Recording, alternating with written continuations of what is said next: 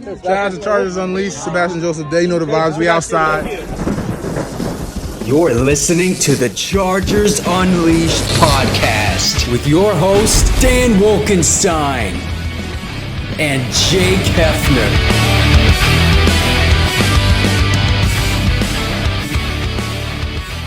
Welcome to another edition of Chargers Unleashed. Jake Hefner and Dan Wolkenstein here with you from the LAFB Network. Today's show, of course, is being brought to you by BetOnline, Charger Bolt Family, Rock Solid Sports Memorabilia, and Liquid Death. If this is your first time tuning into the show, make sure to hit that like and subscribe button on YouTube. You can also follow us on Facebook, Twitter, Instagram, Spotify, and Apple Podcasts. Dan Wolkenstein, Week 7 is now upon us. Pivotal matchup coming up between the Chargers and the Seahawks right before they jump into their much needed bye from a health standpoint, considering everybody that has been banged up over the last couple of weeks. And hopefully the Chargers are going to come away with this victory on Sunday and be able to take a break and bring all of our blood pressures down just a little bit collectively as a Chargers fan base. But as we normally do for some of these big time games, as we did last week with Haley Elwood, Dan Wolkenstein got to work on trying to figure out, well, who could we bring on the show today? And as always, I'll let Dan introduce that person, essentially, or tease that person. Yes, we do. Happy Friday, October 21st, 2022. Jake Hefner, we got a great show today. One of the darlings of the entire Chargers preseason, offseason, mini camp, training camp. The one and only Bandy man himself, Michael Bandy, is going to be joining us here in a bit to talk about this 2022 season so far, 6 weeks in, his story, the ebbs and flows of the team so far this season, as well as this upcoming matchup. Jake, over or under? How many catches do we predict Michael Bandy is going to be getting this game, considering it looks like both Josh Palmer and Donald Parham are both not going to be playing? I'm going to put the over-under at 2.5. receptions for Michael Bandy. I think that's kind of a weak line there, Wolkenstein. I think you need to make it a little bit more fair for Vegas. Let's keep in mind, Keenan Allen is officially, as of today, questionable for the game on Sunday. He may go, given the fact that the Chargers wide receiving core is absolutely depleted, but you realistically could be looking at Mike Williams, DeAndre Carter, Michael Bandy, Josh Moore. Jason Moore. Do they bring up John Hightower from the practice squad? Who knows what's going to happen? But this is going to be, if Keenan Allen does not end up playing, this is going to be a very different wide receiving group that you're going to see on Sunday. So given that, again, you got to do better with the line, man. What are you taking? Over, under? I'm going 5.5. Let's put the line at 5.5. Let's go. I put the line at 5.5. Breakout season for the Bandy man. 5.5, and I'll go the over. Okay. All right. Speaking of over, let's talk about our friends over at BetOnline before we get to our special guest, the one and only Michael Bandy here on Chargers Unleashed. So everybody needs to remember of what BetOnline is bringing to the table right now. Obviously, with football back, UFC has a huge card coming this Saturday. Keep in mind that it is in the morning, everybody. So if you are waking up, the card is in Abu Dhabi. So if you need to get your bets in, make sure you get them now, as BetOnline remains your number one source for all of your football betting needs this season. You'll find the latest odds, matchup info, player news, and game trends as your continued source for all sports wagering info. BetOnline features live betting, free contests, live scores, and giveaways all season long. Always the fastest and easiest way to bet on all your favorite sports events like MLB, MMA, tennis, boxing, and even golf. Head on over to betonline.ag to join and receive your 100% welcome bonus with your first deposit. Make sure to use the promo code BELIEVE, that's BLEAV, to receive your rewards. BetOnline, where the game starts. All right, guys, you asked for it. The Mr. Miracle Man himself, Mr. Michael Bandy, is going to be joining us here on Chargers Unleashed. Go ahead and get excited, Jake. But before we get into that, let's make sure we're staying hydrated. Make sure you got your thirst quenching device, whatever that is near you. Jake, real quick, let's talk about Liquid Death. Well, Dan, I have to apologize for these last several weeks that I've been doing our ad reads and talking about one of our newest sponsors in Liquid Death. I completely forgot to talk about one specific flavor. I know I had mentioned that they come in original and mango and lime, but I discovered it the other day.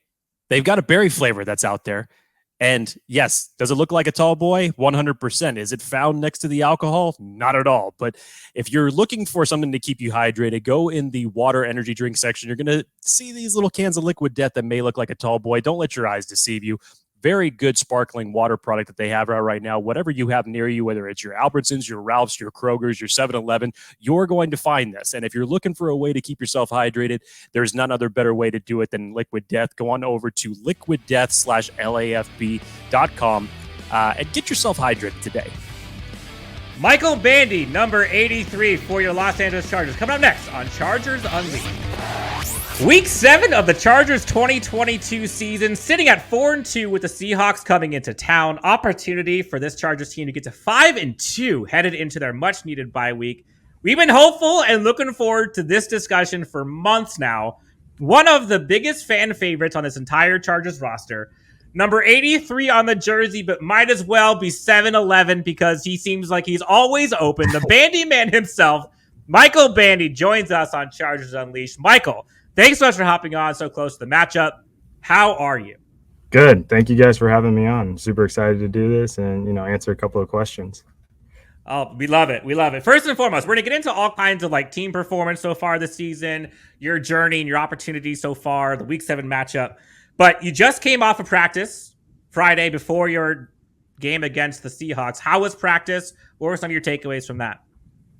Practice was good. It was high energy today, and that was kind of the goal heading into this short week is just to, continue to have high energy and attack each day. And I think we did that this week, heading into some meetings tomorrow and a little bit of an off day and preparing for the game, resting up and getting healthy. Love it. Love it. All right. So 4-2 so far this season, taking into account all of the adversity and the injuries and stuff that the offense has faced in particular through 6 weeks.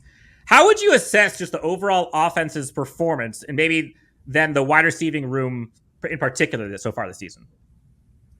I think it's really important for us to prepare each week, as in all of us, like we're the starters. So I think it's kind of a next guy up mentality. And I think the way we prepare with Coach Beatty and our offensive coaches, they do a really good job of preparing us each and every week. And, one guy goes down, we try to, not be able to see the difference with the next guy coming up. So, just staying ready and every day at practice, getting a little bit better. And I guess looking at the idea of, your story is honestly pretty incredible. And you certainly opened eyes during the offseason, both at camp and in the preseason. Headed into the season, the wide receiving core was super deep. Fast forward, though, You've been elevated to the active roster, made multiple impactful plays for this team when called upon. Just talk to us kind of about your journey this year, particular, staying ready, making the best of your opportunities, and just what this has been for you so far in 2022. Yeah, like I said, I prepare each week like I'm the starting wide receiver, whether that's Keenan's spot, Josh's spot, any spot in the offense. That's kind of how I've always been, since always, really. So, it really comes down to preparation. And if you stay ready each and every week, when your number gets called, you'll be ready to go. All right, Jake, got the next one. Sorry, I literally just realized I was on mute there. I apologize. No worries. One of, if not the biggest team standouts of the preseason at camp, Michael, I kid you not, we're standing there on the sidelines, Dan, myself, and the rest of the reporters. And whether it's 7-on-7 drills or 11-on-11s, we're looking down the field. We're like, did he catch it again? That's Bandy again. Okay, we're making notes. But your performance caught eyes of Chargers fans everywhere, and social media blew up so far to the point when it came down to final cuts that there was an uproar that people would say that they were literally going to boycott the season if you were not part of the 53-man roster. It was literally to that degree. But looking at your journey and your success this year, along with the wide receiver depth of this team, how has it been for you personally, just navigating all the ebbs and flows of the roster construction and playing time? Yeah, a lot of that stuff is, the business side, and it kind of goes over my head. I just try to go out there and, make as many plays as I can and give myself the best shot, to be able to play on Sundays. And that's kind of what I try to do during camp and continue to do during practice. And, everything will work itself out. And some of that other stuff, it's a little bit bigger and a little over my head. So I'm just going to go out and play some ball. We're talking to Michael Bandy, number 83 for your Los Angeles Chargers. And I guess, like, take us to kind of like that mentality. Like, you're making play after play after play, seemingly getting first down after first down. Even during the regular season, you're making 2 huge catches in one game. You're making a huge third down catch last game. Like, what are your goals for yourself and this team this season? Like, are you kind of like, all right, you know what? Screw it. Get me on the active roster. I'm not leaving. You know, is that going to be your mentality? Like, what are you trying to get done? Like, what do you got to prove to be like, I'm your guy? You know, just keep making plays. I mean, there's not much to it. If you keep making plays, your number's going to get called eventually. And, you know, that's kind of my mindset. And just, you know, again, I keep saying it, staying ready, because that's really all it is. When you're in this position, you just got to stay ready. And, you know, we got a really deep room and a lot of really good guys on and off the field. And I love learning with them, playing with them. And, you know, I'm going to continue to be with this team and, you know, hopefully take it all the way.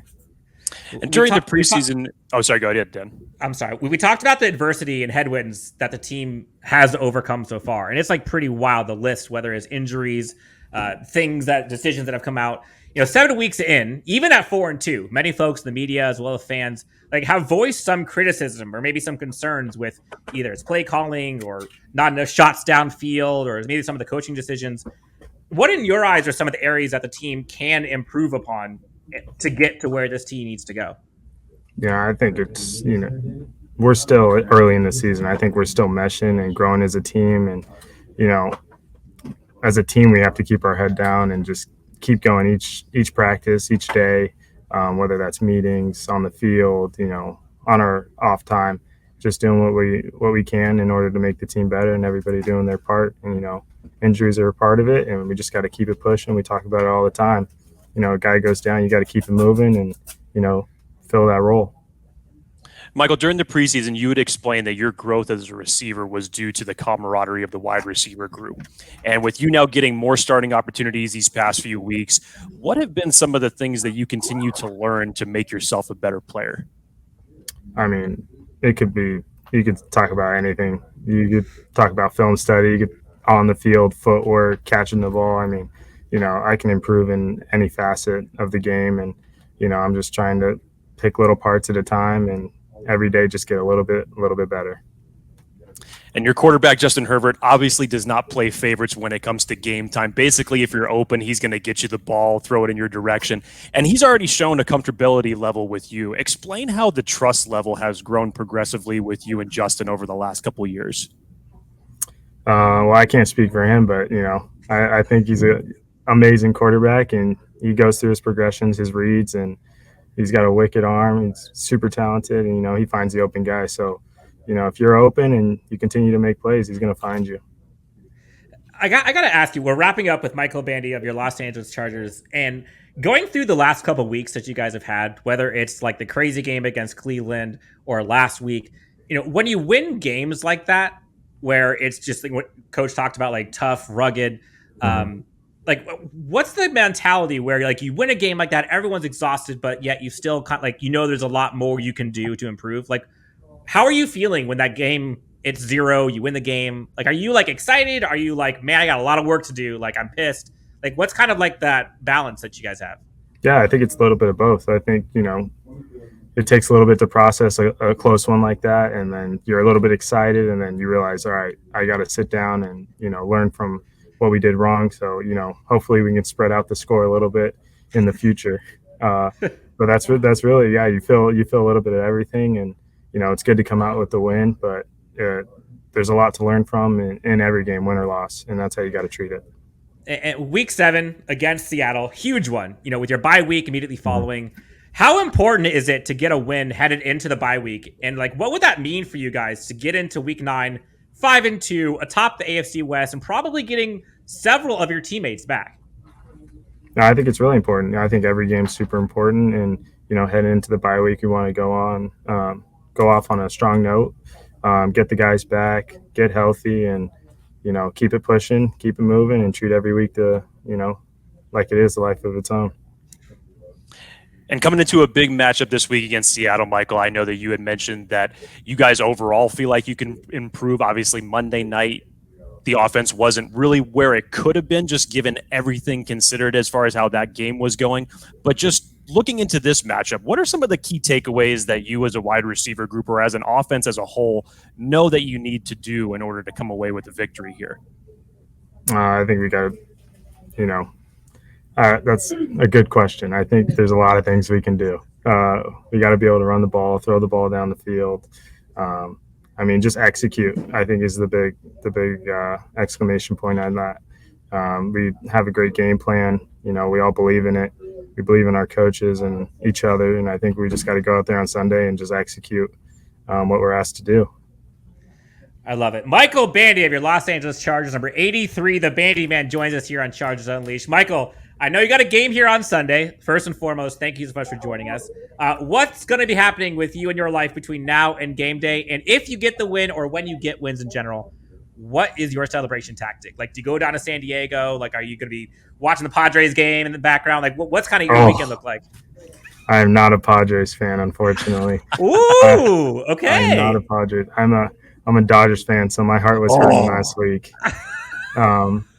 But, as were many of the Chargers fans. Yeah, big Dodgers fan. But yeah, now until game time, I spend some time with my lady and Friday night, and then study some plays, watch some film today and tomorrow, and then rest up Sunday morning. And we're over at the stadium pretty early, and hopefully we get the win and we can take a little breath for a couple of days before we get back to work.